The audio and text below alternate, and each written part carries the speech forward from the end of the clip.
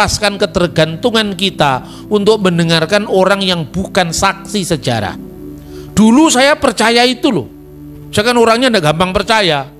Tapi sejak tahun 2000 saya koreksi pemahaman itu, dan waktu itu saya selenggarakan seminar di Jakarta tahun 2000. Lalu saya undang tokoh-tokoh Islam maupun tokoh-tokoh Kristen. Saya masih ingat waktu itu yang hadir dari kalangan Kristen pendeta Dr. Eka Dharma Putra. Dari kalangan Islam yang hadir Profesor Dr. Komarudin Hidayat. Datang, mereka tertarik dengan tema itu. Bahkan Pak Eka Dharma Putra sempat nelpon saya, mengatakan, wah apa benar mas? Kan Natal itu kan kelahiran Dewa Matahari. Ternyata tidak benar Pak, saya bilang. Loh kok bisa orang itu gampang percaya itu loh. Kelahiran Dewa Matahari itu baru dirayakan, itu namanya titik balik musim dingin. Itu tahun 247 Masehi. Oleh kaisar namanya Aurelius. Tanggalnya pun bukan 25 Desember, tapi 3 Desember sampai 23 Desember, bukan 25 Desember. Yang berbahagia ialah mereka yang mendengarkan firman Allah dan yang memeliharanya.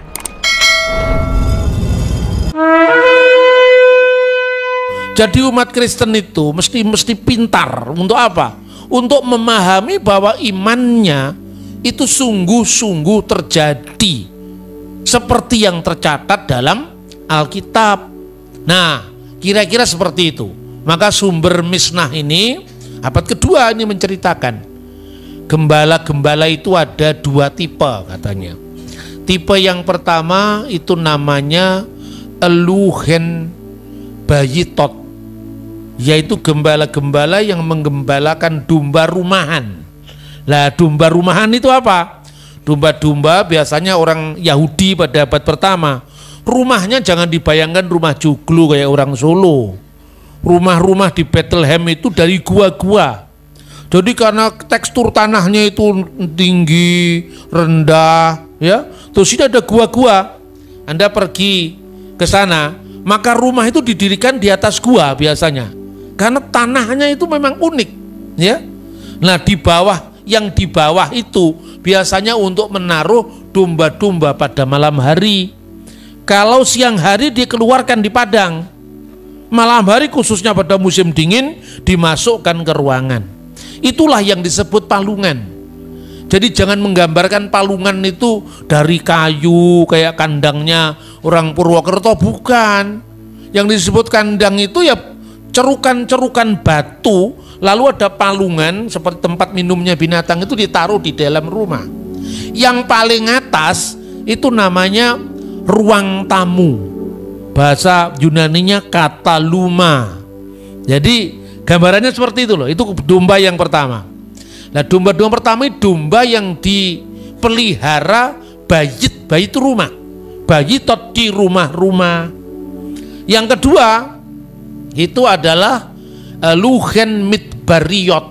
Midbar itu padang gurun. Jadi gembala-gembala di padang gurun. Lah gembala-gembala di padang gurun itu pun masih dibagi 2 lagi. Gembala-gembala biasa, artinya di padang gurun biasa, pada musim semi, kira-kira kalau kita ini bulan Maret lah kira-kira ya, Maret atau awal April. Kalau bulan Ibraninya namanya Nisan, itu dilepaskan di padang. Nanti kira-kira pada awal bulan Oktober, itu nama Ibraninya bulan Marcheswan, itu ditarik ke dalam. Itu domba-domba biasa. Tapi ada domba khusus. Domba khusus itu disebut domba-domba yang sengaja dipelihara di bait Allah.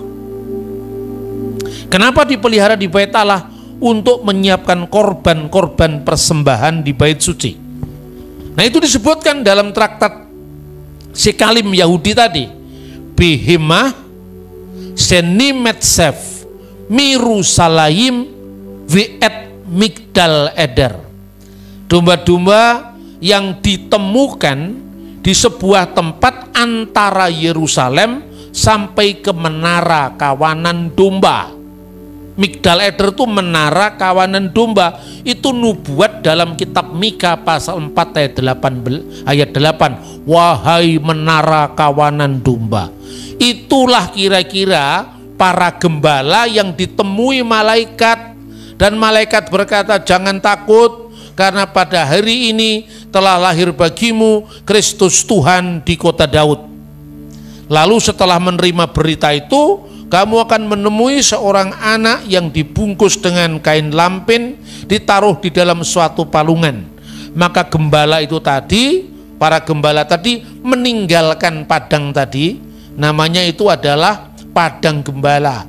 Sampai hari ini di Bethlehem, itu ada tempat yang namanya Bet Sahur. Kenapa disebut sahur? Nama itu dinamakan oleh orang-orang Kristen sejak zaman dulu, karena di tempat itu para gembala berjaga pada waktu malam. Lah berjaga itu bahasa Arabnya sahur. Maka kalau puasa Ramadan sahur itu kan, itu Bet Sahur. Dari Bet Sahur menuju Bethlehem itu kira-kira 1,6 kilometer. 1000 langkah kalau ukuran zaman dulu datang ke Bethlehem menemui bayi Yesus. Sekarang paham kan? Jadi itu nggak usah ngomong Natal di salju kok ada itu bukan Eropa ini. Ini Timur Tengah, Timur Tengah itu beda dengan Eropa. Makanya lepaskan ketergantungan kita untuk mendengarkan orang yang bukan saksi sejarah. Dulu saya percaya itu loh. Saya kan orangnya enggak gampang percaya. Tapi sejak tahun 2000 saya koreksi pemahaman itu, dan waktu itu saya selenggarakan seminar di Jakarta tahun 2000. Lalu saya undang tokoh-tokoh Islam maupun tokoh-tokoh Kristen. Saya masih ingat waktu itu yang hadir dari kalangan Kristen pendeta Dr. Eka Dharma Putra. Dari kalangan Islam yang hadir Profesor Dr. Komarudin Hidayat. Datang, mereka tertarik dengan tema itu. Bahkan Pak Eka Dharma Putra sempat nelpon saya, mengatakan, wah apa benar mas? Kan Natal itu kan kelahiran Dewa Matahari. Ternyata tidak benar Pak, saya bilang. Loh kok bisa orang itu gampang percaya itu loh. Kelahiran Dewa Matahari itu baru dirayakan, itu namanya titik balik musim dingin. Itu tahun 247 Masehi. Oleh kaisar namanya Aurelius. Tanggalnya pun bukan 25 Desember, tapi 3 Desember sampai 23 Desember, bukan 25 Desember. Kemudian ketika ada kaisar yang dulunya Kristen kemudian balik ke agama pagan, menjiplak Natal ini dan diterapkan untuk Dewa Matahari yang tak terkalahkan, namanya Natalis Sol Invictus. Nah, kita percaya dengan ensiklopedia Americana, ensiklopedia Britannica seolah-olah itu benar, padahal itu 1000% salah. Saya ini bersyukur saudara-saudara, tahun 98 saya sempat mengunjungi sebuah biara Kristen Ortodoks di Wadi El Natrun, Mesir. Ketika itu secara tidak sengaja, ketika saya ke perpustakaan biara itu, saya menemukan sebuah buku kuno, ya, judulnya itu adalah Coptic Didascalia Apostolorum. Lalu buku itu saya copy, ya, lalu kemudian saya bawa pulang, saya baca. Buku itu bahasa Koptik dan bahasa Arab. Nah, bingung toh? Kalau Kristen kok bahasa Arab lah, karena di Indonesia biasanya yang Arab itu harus Islam. Lah di Timur Tengah orang Kristen Arab juga banyak. Itu kira-kira pada pasal 18 buku Didascalia Apostolorum itu ditulis tahun 189 Masehi. Jauh sebelum kelahiran Dewa Matahari dirayakan oleh Kaisar Aurelius. Tertulis di situ pada pasal 18. Ya ikhwatana, wahai saudara-saudara, saudara-saudara kami, tahfutu fi ayamil a'yad, tetapkanlah pada hari-hari perayaan Id milad Sayyidina Yesus Al-Masih, yaitu Natal dari Tuhan kita Yesus Kristus. Wa kamaluhu, tepatnya fi kamsati wa isrin, pada tanggal 25 fi syahri tasyi'i lil Ibraniyin, pada bulan keempat Ibrani. Bulan keempat Ibrani itu 25 bulan Kislev, yang tepatnya kira-kira 25 Desember. Itu tahun 189. Anda percaya ensiklopedia Americana buatan orang bule, atau Anda percaya dengan saksi mata yang di Timur Tengah? Ini akibatnya gereja kita ini tercabut dari akar sejarah. Makanya gampang digoncang. Setiap Natal, yang penting kan bukan tanggalnya, yang penting Yesus lahir di hati kita. Itu jawaban orang saleh tapi salah. Saudara tahu? Itu sering kita dengar. Lalu dari pihak luar yang memang skeptis terhadap iman Kristen mengatakan tanggalnya aja nggak jelas apalagi yang diberitakan. Kan gitu kan? Makanya setiap tahun haram perayaan Natal. Itu bukan kelahiran Yesus, kelahiran Yesus yang lain katanya. Lah itu yang terjadi. Bahkan banyak orang yang meninggalkan iman Kristen gara-gara katanya iman Kristen tidak bernilai sejarah. Nah itu saudara-saudara dampaknya. Sebelum tahun 189, kira-kira tahun 126, itu Telesporus pertama di Roma sudah mengatakan setiap malam Natal, berarti 24 Desember, hendaklah kamu nyanyikan Lukas pasal 2 ayat 14. Gloria in excelsis Deo. Sampai hari ini lagu itu dinyanyikan. Dari tahun 126 Masehi sampai 2023. Gloria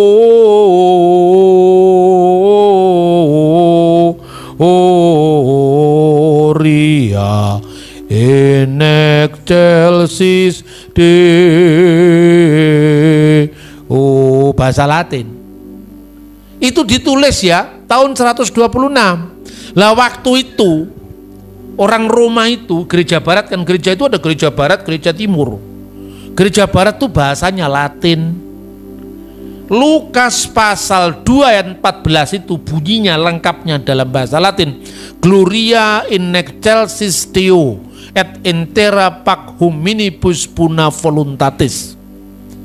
Segala kemuliaan bagi Allah di tempat yang maha tinggi, dan damai sejahtera bagi manusia yang berkenan kepadanya. Tahun 380 ya, ada seorang bapak gereja namanya Hieronymus. Hieronymus itu datang dari Italia ke Bethlehem, tinggal di dekat tempat kelahiran Yesus 36 tahun, gak main-main itu. Tinggal di dekat tempat Yesus dilahirkan itu. Lalu dia nulis apa? Menerjemahkan Alkitab, karena Alkitab itu ditulis dalam bahasa Yunani aslinya ya, Perjanjian Lama dalam bahasa Ibrani, tapi terjemahan Latin ini sudah dianggap sudah lewat masanya, karena bahasa itu kan berkembang terus. Untuk menggambarkan supaya Anda paham ya, bahasa Indonesia kira-kira tahun 60 sama nggak dengan bahasa Indonesia sekarang? Tidak sama. Surat kiriman daripada Petrus, surat kiriman daripada. Terus kalau sekarang kata daripada itu apa artinya? Saya lebih tua daripada kamu, ya kan? Daripada sekarang pembanding. Kira-kira tahun 70 kita nyanyi apa itu misalnya Yesus Allah kita heran dan besar, ya tahu? Ayo tahu juga artinya heran apa? Pada waktu itu heran artinya dahsyat. Sekarang heran artinya apa? Gumun, bingung. Mosok Gusti Allah kok gumunan?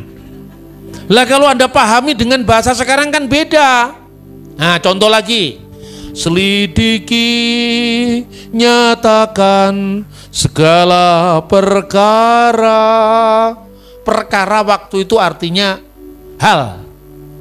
Sekarang perkara artinya apa? Kasus sekarang. Kasus, perkara perdata, perkara pidana. Bahasa itu bergeser. Itulah sebabnya Alkitab diterjemahkan, direvisi terjemahannya. Bukan Alkitabnya direvisi, bahasa aslinya tetap sama. Yang direvisi terjemahan, dan buku suci manapun di dunia ini ya selalu direvisi supaya orang nggak salah paham dan berpaham salah. Misalnya dulu, berikanlah tumpangan sesamamu dengan percuma. Nah, kata percuma tahun 70-an itu hanya cuma-cuma. Sekarang apa percuma? Percuma ditolong. Bener nggak? Ada pergeseran makna, makanya Injil diterjemahkan dalam bahasa Latin yang baru, namanya adalah Vulgata. Nah, coba. Ini mirip sekolah teologi loh ini. Tapi kan cara membawanya kan ringan toh. Anda kan bisa paham. Jadi teologi itu bukan menakutkan. Ya, teologi itu bisa dihayati, asalkan yang ngajar memang harus pinter cerita dan punya data. Ya, saudara-saudara ya. Maka kemudian Santo Hieronymus atau Alkitis Hieronymus ini, bahasa Latin sekarang excelsis itu sudah ketinggalan. Sekarang diganti apa? Altissimis Deo. Maka ditulis Gloria in Altissimis Deo et intera pac hominibus buna voluntatis. Artinya sama, yang tinggi dan yang maha tinggi, sebenarnya beda dikit, tapi artinya sama. Tapi kenapa nyanyiannya kok gak diganti? Kok tetap in excelsis Deo? Kenapa gak diganti in altissimis Deo? Karena ketukannya tambah satu, ngerti gak? Loh, kalau ketukannya tambah satu kan susah. Itu kalau orang Jawa namanya guru wilangan. Lu gak usah jauh-jauh, orang Jawa punya kok. Misalnya kalau Megatro, ini yang sepuh-sepuh mesti tahu, apalagi orang Tegal ya. Ya, misalnya Megatro itu Sigromilir, Sang Getek, Sinonggo, Bajul 12 itu. Jatuhnya I dan O. Ya, Sigromilir. Orang Jawa mesti ngerti. Sang Getek, Sinonggo, Bajul.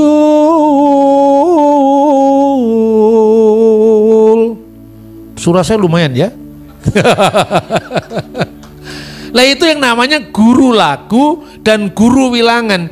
Jadi Alkitab itu mengandung seni, ya, termasuk seni puisi, prosa, mengandung fakta sejarah, karena akurat. Jadi bukan sekedar keyakinan Injil yang diturunkan dari langit, bukan itu, tapi bisa di cross check sejarahnya. Makanya dari mana kita bisa mengetahui 25 Desember?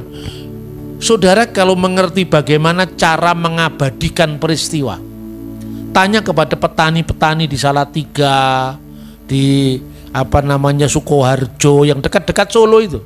Kamu tanya itu petani biasa itu loh, hafal kisahnya Joko Tingkir. Karena apa? Lewat seni. Apa yang dikatakan Alkitab kan begitu. Lewat lagu-lagu pujian, lewat himne. Maka dikatakan misalnya, Shema Yisrael Adonai Eloheinu Adonai Echad. Dengarkanlah wahai Israel, Tuhan Allah kita Tuhan itu esa. Kasihlah Tuhan dengan segenap hatimu, dengan segenap kekuatanmu, dan seterusnya. Hendaklah ini kau ulang-ulang kepada anak-anakmu. Ajarkanlah ini berulang-ulang. Ketika engkau terbaring, ketika engkau bangun, ketika engkau dalam perjalanan. Kenapa berulang-ulang? Karena supaya nancep di kita.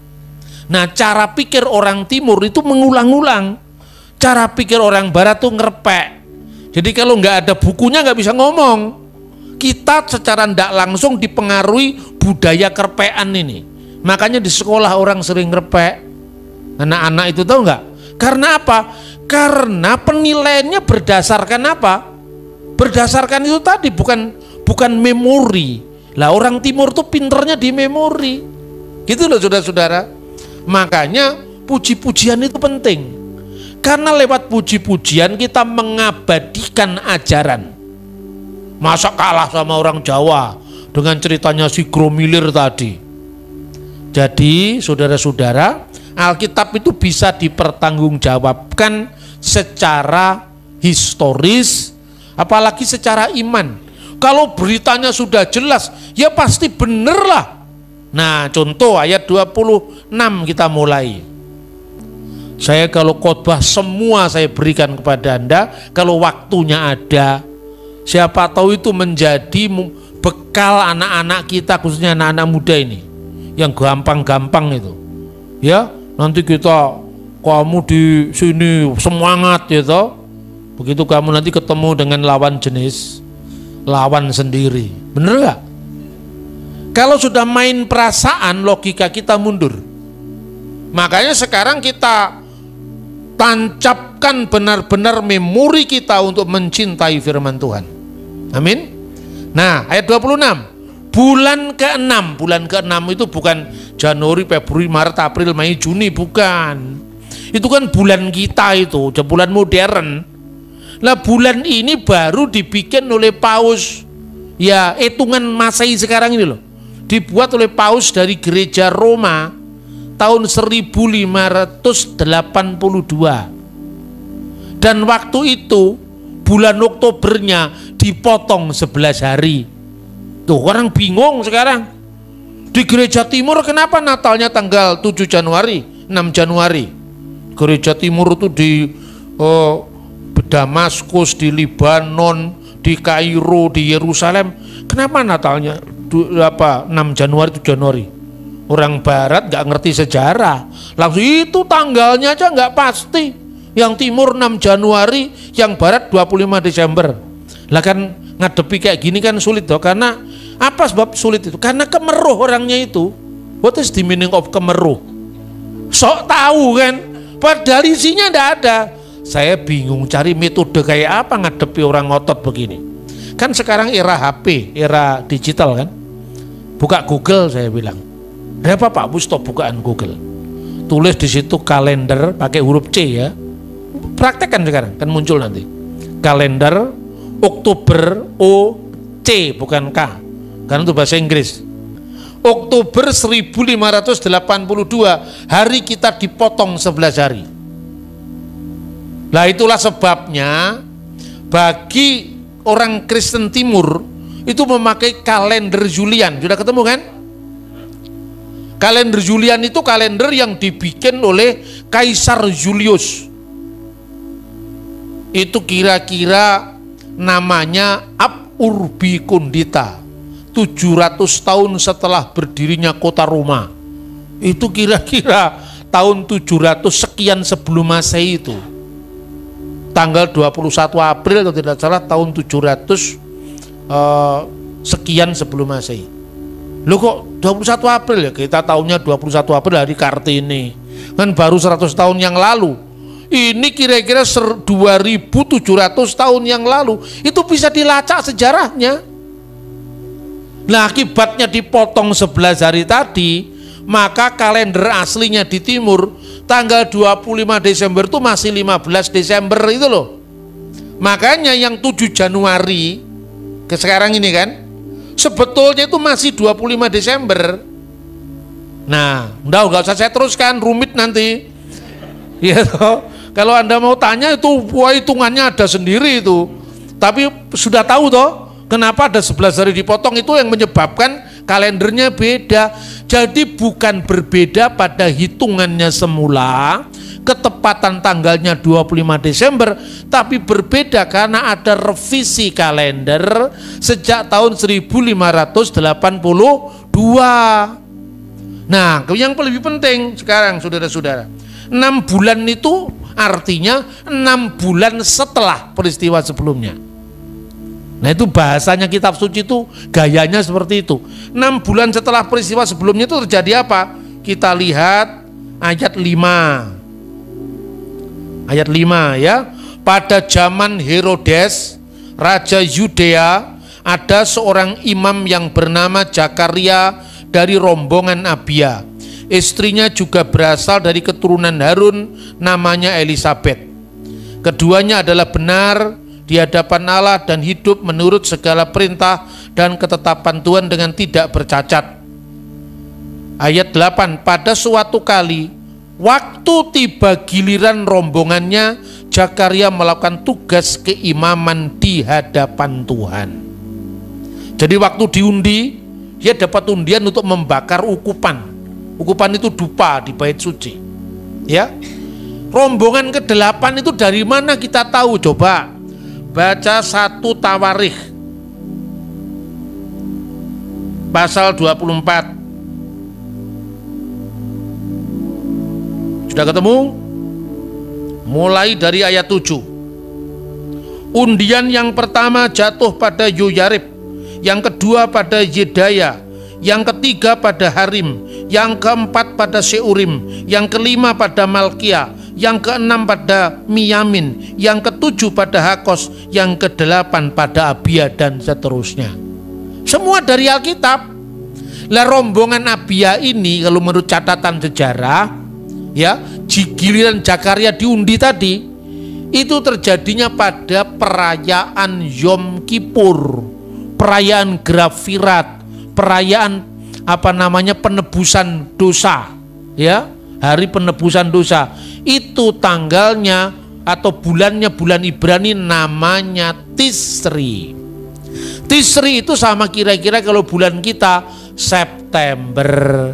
Ingat loh, Januari, Februari, Maret, April itu tanggalan modern itu. Zaman Alkitab tanggalannya ya tanggalan Ibrani. September malaikat ketemu dengan Zakaria karena dia tidak percaya. Ini imam kok malah tidak percaya. Dikasih bisu supaya nggak bisa ngomong, supaya nggak bisa menyebarkan ketidakpercayaannya. Maka hati-hati, kalau Anda tidak percaya bisu nanti. Hukuman Tuhan itu. Dikasih bisu sementara supaya dia tidak bisa ngomong kemana-mana. Akhirnya apa? Lahirlah Yohanes Pembaptis. Karena apa? Zakaria beda dengan Maria. Kalau Bunda Maria tidak ada mustahil bagi Allah. Aku ini hamba Tuhan, jadilah kehendakmu atas diriku. Tapi Zakaria enggak. Padahal dia imam. Dia meragukan. Istrinya kan sudah tua. Bagaimana dia mau melahirkan? Kira-kira seperti itu. Istrinya kan mandul. Bagaimana melahirkan? Tapi tidak ada yang mustahil bagi Allah. Nah, saat itulah Zakaria mendapatkan berita kelahiran putranya Yohanes Pembaptis. 6 bulan setelah Zakaria ditemui malaikat, malaikatnya tadi pergi ke Nazaret. Untuk apa? Ketemu Bunda Maria, gitu loh, memberitakan kelahiran Yesus. 6 bulan setelah ketemu Zakaria, Zakaria ditemui malaikat pada bulan Tisri, sejajar dengan bulan September. 6 bulan setelah September, hitung sendiri, Oktober, November, Desember, Januari, Februari, Maret. Jadi Maret itu malaikat ketemu dengan Maria, berita Yesus dikandung oleh bundanya. Kandungan itu usianya berapa? 9 bulan.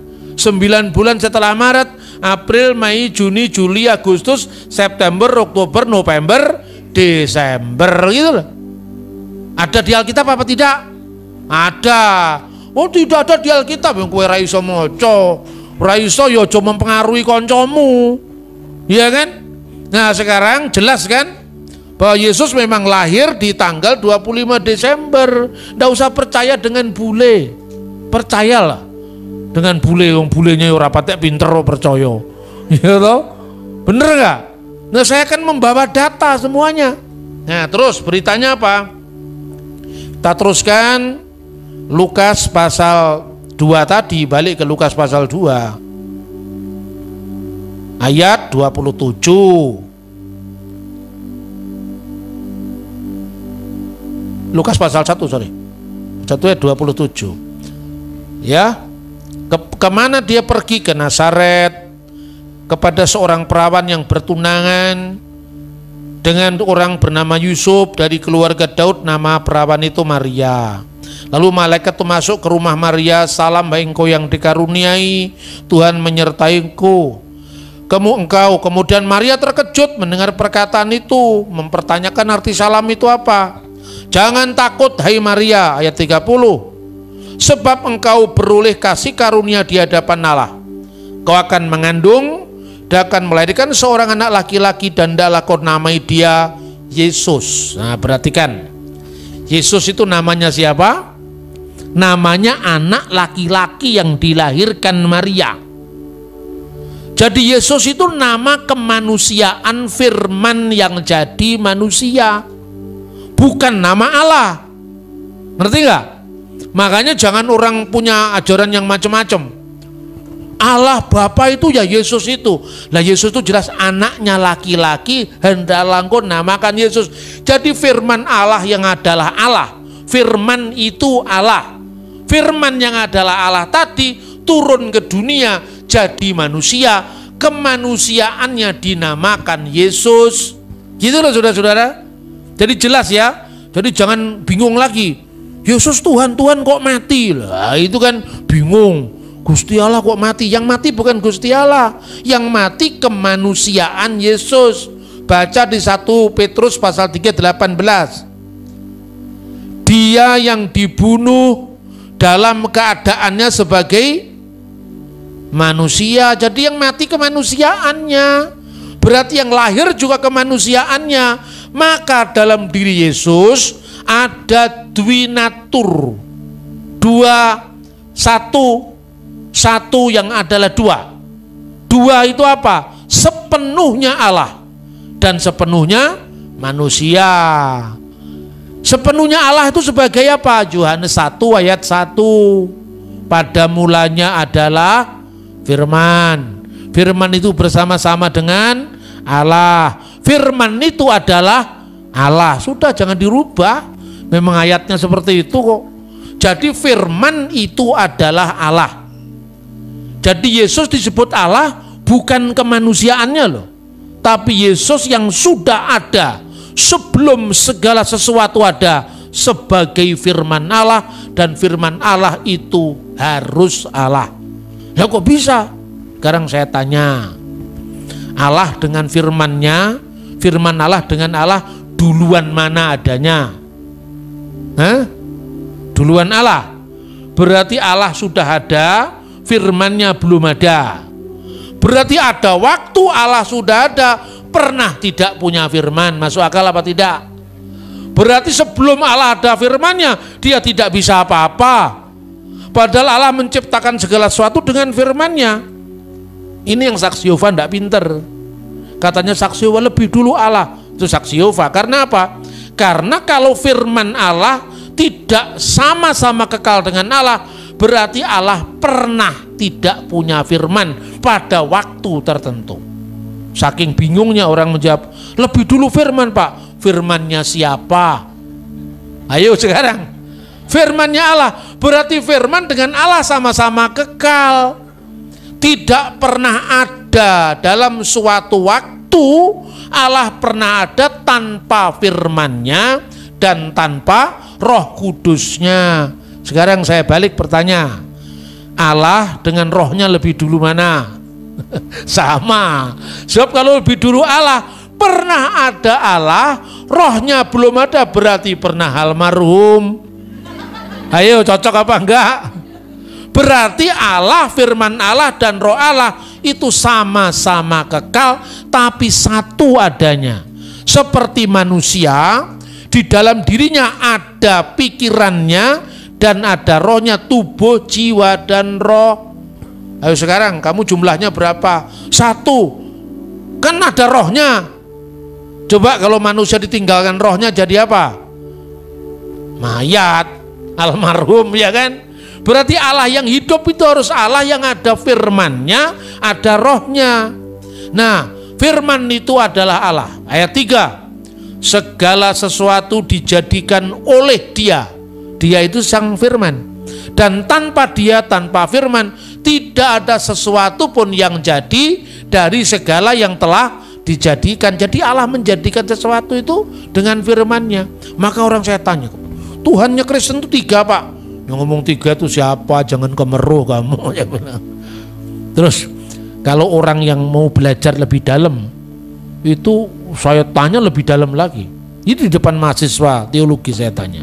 Coba saya kasih tugas kepada kalian. Allah itu esa, Allah itu esa itu penting apa tidak? Penting Pak, benar penting. Penting sekali apa enggak? Penting sekali, enggak lah, enggak terlalu penting gitu. Bingung mereka, kok bisa sekarang? Waktu Allah ini belum ada siapa-siapa. Langit, bumi, malaikat, manusia, jin, setan, priprayangan, gandharwa, tetean, ilu-ilu, banaspati, semua makhluk hidup yang lembut, yang halus-halus itu belum diciptakan. Tuhan dengan siapa? Nah sekarang ini mulai dalam ini, soalnya lingsir wengi itu tambah dalam itu. Tuhan sebelum menciptakan malaikat dengan siapa? Sendiri toh? Apa ndak kesepian Gusti Allah Dewi? Ayo sekarang. Tuhan menciptakan malaikat, Tuhan menciptakan manusia. Ada ajaran begini, Tuhan menciptakan manusia supaya Tuhan dikenal.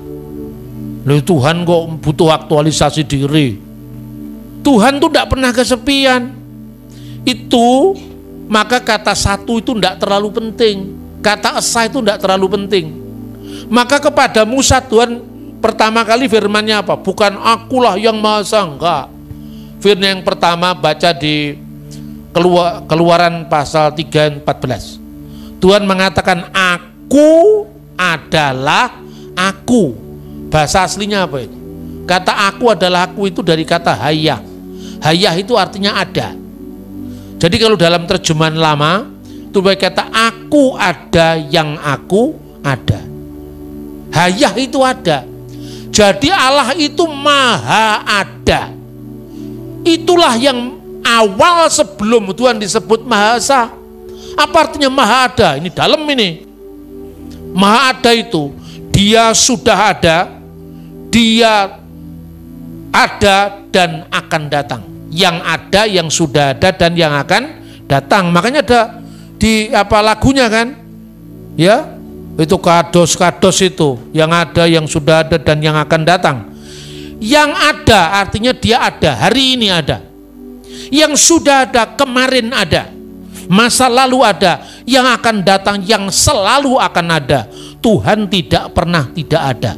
Tidak sekejap pun, tidak sedetik pun dia pernah tidak ada. Dia maha ada. Nah, ketika Tuhan maha ada, belum ada yang lain-lain, butuh angka 1, 2, 3 apa enggak? Tuhan masih sendiri loh ini. Butuh angka 1, 2, 3, 4, 1, 2, 3 Pak gendut naik kuda perlu apa enggak? Tidak perlu. Bagaimana menyebut kata 1 yang belum ada 2? Ayo dalam apa enggak? Bagaimana adanya 1 itu kan ada 2, 3, 4, 5. Nah sekarang belum ada siapa-siapa, yang ada cuma Tuhan. Dan satu-satunya yang maha ada adalah Tuhan. Tidak butuh kata 2, 3, 4. Nah kira-kira kalau dia hanya sendiri, butuh ada kata aku apa tidak? Butuh enggak aku? Karena aku itu kan untuk penanda. Aku, Tuhan menciptakan malaikat dulu, ciptakan 1 malaikat untuk nanda ini aku, ini kamu kan itu kan. Dan sebelum ada apa-apa, sudah ada apa perlu kata kamu? Terus diciptakan lagi 1 manusia, aku, kamu, dia, bener nggak? Ini lebih dari 1, aku, dia, mereka, aku, engkau, mereka. Ini juga lebih 1, aku, kalian, dan mereka. Ketika Tuhan masih sendiri tidak butuh itu kata-kata itu. Makanya kalau sekedar Allah itu esa, Allah itu esa, hati-hati. Iblis juga percaya itu. Coba baca di Yakobus pasal 2:19. Engkau percaya bahwa hanya ada 1 Allah saja. Apakah itu salah? Enggak. Itu baik. Tapi setan-setan pun juga percaya akan hal itu dan mereka gemetar. Jadi kalau sekedar Allah itu esa, Allah itu esa, setan ya wis seru mas kan biyen. Ya toh prestasimu apa hanya mengatakan Allah esa? Wong itu hanya hitungan. Nah, ketika kemudian terjadi ada manusia, ada malaikat, muncullah yang namanya komitmen. Makanya muncul, jangan ada ilah lain di hadapan hadiratku. Untuk membuktikan apa? Akulah Tuhan Allahmu yang membawa engkau keluar dari tanah Mesir, dari tempat perbudakan. Kamu saksikan, Tuhanlah yang telah berbuat untuk umat ini. Tuhanlah yang memerdekakan Israel dari penindasan. Tuhanlah yang menuntun Israel menuju ke tanah perjanjian. Kamu sebenarnya tidak mampu, tapi kamu dimampukan. Kamu sebenarnya tidak bisa, tapi kamu dibuat bisa. Itu karya Tuhan. Makanya, masa gitu kamu masih mau lupa sama saya? Ya toh? Akulah Tuhan Allahmu yang telah membawa engkau keluar dari tanah Mesir. Karena itu lahirlah komitmen, jangan ada ilah lain di hadapan hadiratku. Makanya Allah disebut cemburu. Cemburu itu bukan karena Allah itu takut saingan, tidak. Kalau Tuhan takut saingan, masa Tuhan nggak menang-menang? Ya toh? Yang takut saingan itu suami-suami yang pencemburu itu. Ya toh? Tapi Tuhan tidak butuh itu tapi artinya komitmen kamu kepada Tuhan seperti kamu setia pada pasanganmu. Kira-kira seperti itu loh. Makanya perkawinan itu di mata Tuhan dalam iman Kristen kudus. Karena apa? Menggambarkan hubungan Allah dengan gerejanya. Amin, saudara-saudara. Jadi kata esa itu muncul karena komitmen. Kalau nggak ada yang lain, untuk apa kata esa? 1, 2, 3 yang belum ada yang lain kok. Makanya orang-orang yang kemudian nuduh Kristen Tuhannya 3, Kristen Tuhannya 3. Saya jawab begini, pusing dia. Setelah pusing, dia mengatakan, Pak Bambang ini tidak mementingkan keesaan Allah. Siapa yang tidak mementingkan? Penting dalam rangka penegasan komitmen. Tapi di keabadian, kalau orang Jawa itu naliko awang wong, masih kosong, tidak ada apa kecuali hanya Tuhan. Itu tidak butuh karena Tuhan itu Maha Esa. Apa kalau dunia menyembah Dia, terus Dia semakin besar? Sejak dulu Dia sudah Maha Besar. Yang butuh ini kita, bukan Tuhan. Ya, saudara-saudara, kita butuh Tuhan, maka kemudian Tuhan yang mengasihi kita. Jadi pangkat kita ini dianggap naik sama Tuhan. Kita ini sebetulnya nggak ada artinya di mata Tuhan. Tuhan nggak butuh kita, tapi karena kasihnya Tuhan menyelamatkan kita, dan itu kekasan iman Kristen. Bukan kita yang lebih dulu mencari Allah, tapi Allah yang lebih dulu mencari kita, karena Tuhan tahu bahwa kita tidak mampu. Amin, saudara-saudara. Nah, Dia akan menjadi besar dan akan disebut anak Allah yang maha tinggi, dan Tuhan Allah akan mengaruniakan kepadanya takhta Daud bapa leluhurnya. Anak Allah, salah paham dan paham salah lagi. Tuhan kok beranak, kayak gitu kan? Bener nggak? Kalau Tuhan itu punya anak, siapa bidannya? Orang kok ya primitif sekali. Apa ya kata anak itu perlu harus ada bidan? Anak itu kata kiasan. Ya, berbahagialah orang yang membawa damai, karena dia akan disebut anak-anak Allah. Apa ya berarti damai itu punya istri sampai orang harus punya sebut anak-anak karena ada istrinya? Kan ya enggak. Anak tangga, anak sekolah apa gedung sekolah itu punya istri. Ya toh? Sidul anak sekolahan. Anak sekolah itu sekolah bapaknya atau punya ibunya sekolah. Kan ya enggak. Itu kiasan. Maka kalau orang-orang jahat disebut anak-anak kegelapan. Kalau orang baik disebut anak-anak terang. Tapi jangan-jangan kalau ada orang kulitnya hitam, ini anak kegelapan, kan orang marah itu. Itu kan kata kiasan. Kata kiasan itu orang yang hidup dalam kegelapan, tidak diterangi oleh Tuhan gitu loh. Makanya orang tersesat lah. Kalau orang gelap kan bisa kemana-mana itu. Bisa tersesat di kuburan, bisa tersesat di sungai, bisa tersesat di sawah. Ya kalau di sawah ada timun dan semangkanya. Kalau ada ular, itulah tersesat karena apa? Gelap, tidak ada terang. Tapi kalau orang terang kan jelas. Ini bedanya, ya. ini roti, apakah ini batu, kan tahu. Tapi lo gelap itu kata kiasan. Nah saudara-saudara, sekarang ini tambah lagi PR kita. PR-nya apa? Kalau benar Kristen itu muncul di Yerusalem, kenapa orang Yahudi tidak percaya Yesus? Terus saya jawab, ini sejarah belum berakhir bro. Ini sejarah sedang berlangsung. Ini bukan the end of history. Alkitab mengajarkan akan tiba saatnya yang di bumi, di bawah bumi, di atas bumi, semua akan bertekuk lutut dan mengaku Yesus Kristus adalah Tuhan bagi kemuliaan Allah Bapa. Itu pasti terjadi. Tapi sekarang sejarah belum berakhir. Makanya Yesus menangisi Yerusalem. Kan itu kan Yerusalem dikatakan mengumpulkan anak-anak, tapi engkau tidak mau, tapi pada saatnya akan terjadi. Nah itulah tentang akhir zaman. Terus kemudian kenapa orang Yahudi belum percaya, atau di zaman Yesus tidak percaya? Yang percaya juga ada, tapi murid-muridnya. Maka berbahagialah orang yang percaya, kan disebut anak-anak Allah. Jadi anak-anak Allah ini yang percaya kepada anak tunggal Allah. Itu loh saudara-saudara. Orang Yahudi sekarang tidak percaya, jangan bingung. Sejarah lagi jawabannya.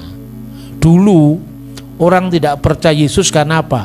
Harapannya Mesias itu adalah tokoh politik yang memerdekakan Israel dari penindasan Roma. Lah Yesus malah tidak mengatakan darahku benar-benar minuman, tubuhku benar-benar makanan. Loh, ini kan juru selamat mau mati nih. Murid-muridnya banyak yang mundur.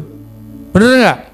Bahkan ketika Yesus sudah bangkit, mereka, maukah engkau memulihkan kerajaan bagi Israel? Jadi yang dipikirkan itu adalah kerajaan politik. Makanya Yesus ditolak. Tapi Yesus menangisi Yerusalem. Sejarah harus berlangsung. Kamu lihat gedung yang megah ini, kata Yesus, ketika melihat bait suci yang luar biasa megahnya pada zaman itu, diarahkan mata murid-muridnya, akan tiba saatnya tidak satupun batu dibiarkan terletak di atas batu yang lain, semua akan diratakan. Yesus mengatakan itu tahun 33 Masehi, di awal tahun, karena pada bulan Nisan dia disalibkan, ya kan?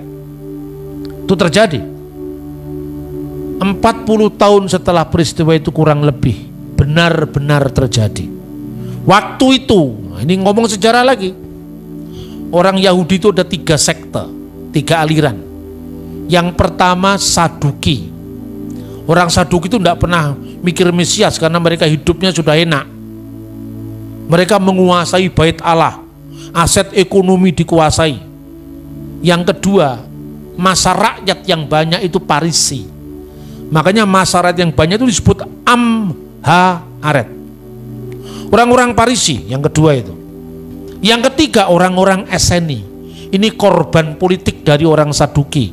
Lalu mereka mengasingkan diri, mendirikan komunitas di sekitar Gua Qumran, Laut Mati. Ajaibnya Tuhan pakai mereka. Ditemukannya Alkitab Perjanjian Lama dari kira-kira tahun 100 sebelum Masehi. Jadi kita punya Alkitab yang usianya 2150 tahun. Ayo, siapa yang mengatakan Alkitab palsu? Mungkin di bukti sejarahnya 2000 tahun aja ada kok. Ayo sekarang, ya toh? Itu orang Eseni. Ketika orang Parisi tidak puas dengan situasi mereka, mereka melahirkan kelompok baru yang sangat keras, namanya Zelot. Orang-orang Zelot ini yang memprakarsai pemberontakan terhadap Roma. Lalu mereka berontak, lalu muncullah perang Yahudi pertama. Mulai tahun 66 berakhir tahun 70 Masehi. Apa yang terjadi? Tanggal 9 bulan Ibrani Ab,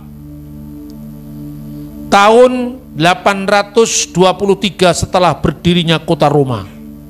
Tahunnya itu jelas catatannya. Sama dengan 5 Agustus tahun 7 Masehi. Kira-kira pada saat mereka sembahyang minkah, kira-kira menjelang maghrib, asar itu ya, itu api memasuki ruangan kudus, kemudian masuk ruangan kudus, bait Allah benar-benar hancur. Itu sore hari tanggal 5 Agustus tahun 70 Masehi. Persis dengan yang dinubuatkan Yesus. Tinggal tembok barat yang disebut dengan Kotel Ham-Ma'rifi, tembok barat. Orang Yahudi nangis-nangis di situ, menyeratapi dosa-dosanya. Kenapa kehilangan bait Allah? Tetapi orang yang nonton dia, ini mereka meratap, makanya disebut tembok ratapan. Istilah tembok ratapan itu julukan oleh orang-orang bukan Yahudi yang nonton mereka meratap itu. Makanya orang Arab menyebut Haitun al-Mubaka, tembok ratapan. Tinggal itu, sudah habis harapannya. Lalu ada sebelum perang usai, ada seorang rabi. Rabi itu pemimpin agama Yahudi. Dia tahu ini gara-gara orang Selot ini, kita sebentar lagi kehilangan bait Allah, kita kehilangan harapan masa depan kita. Lalu diam-diam dia mengutus utusan untuk berdamai dengan Roma. Lalu diterima sama Roma. Apa mau kamu? Saya nyerah, karena saya tahu ini akhir sejarah bangsa kami. Kami tidak punya lagi bait Allah. Karena itu, izinkan kami untuk pindah dari Yerusalem, tapi izinkan kami untuk merinda masa depan kami bersama agama kami. Lalu Rabi Yohanan bin Zakkai itu diberikan tempat bersama para pengikutnya yang tersisa di sebuah kota yang namanya Yapne. Yapne itu dikenal dengan Yamnia, dekat Tel Aviv modern. Tinggal di sana mereka meneruskan agama Yahudi. Tapi agama Yahudi yang muncul di abad kedua setelah bait suci hancur beda dengan Yahudi yang sebelumnya. Bedanya di mana? Tidak ada lagi Yom Kippur dengan korban binatang, ya toh?